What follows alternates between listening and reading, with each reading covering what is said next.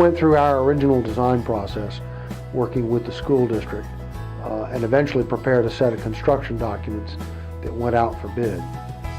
We met LaFave's after they were the apparent low bidder and were awarded the construction contract. Prior to that, however, we had developed our own design based on our previous experience with metal roofing. This school suffered a series of problems associated with the deterioration of the metal roof, compounded by some poor features of its original design and installation, not the least of which were very low 1-inch high standing metal seams with poorly fastened seam covers that were constantly coming loose and leaking. One of the other problems was a very poor seal achieved at all the valleys.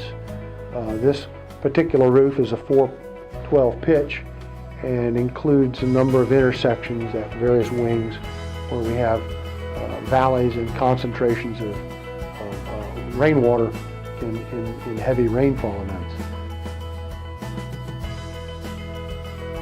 After we had selected them and started to process and awarded the contract to them, LaFave came up with a slightly different solution than what the architect who had designed a roof replacement had come up with. Their idea was to install a roof over the top of the existing roof rather than removing the existing roof and replacing it. We looked at his option and we came back and we decided that we liked that option that LaFave brought forward.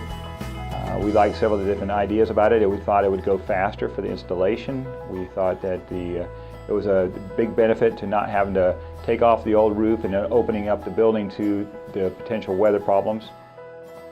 Our design was predicated on removing the entire metal roof all the way down to a sound substrate, which consisted of a 2-inch gypsum deck over a pre-manufactured cold form frame roof truss. This process would have exposed the entire interior of the building during the course of the work.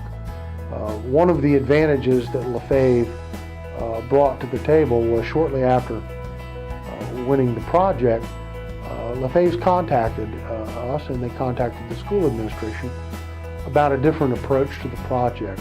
Their approach preserved the original roof, kept it in place.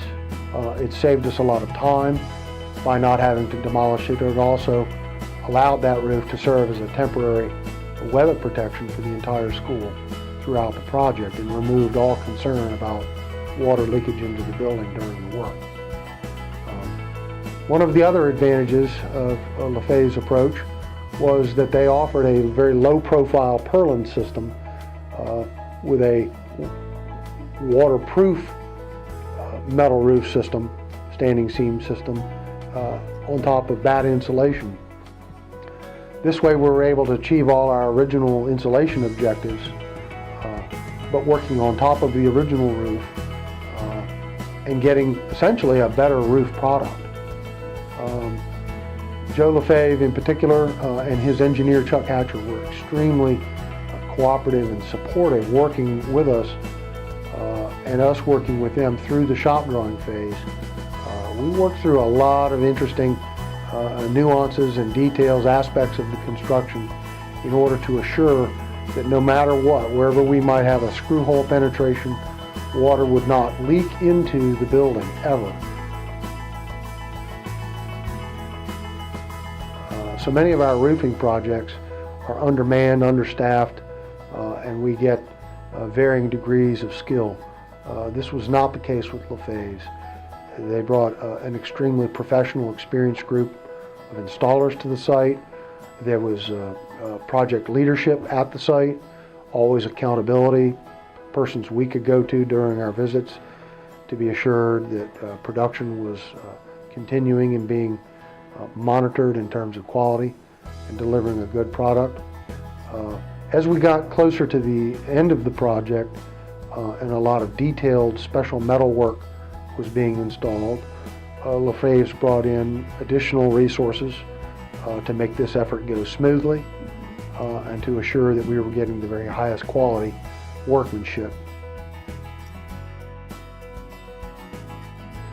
client had a very high degree of confidence from start to finish on this project that LaFave's would not only meet schedule, but that we would achieve all of our quality objectives as well. And never once did we encounter anything that required a single change order on the project.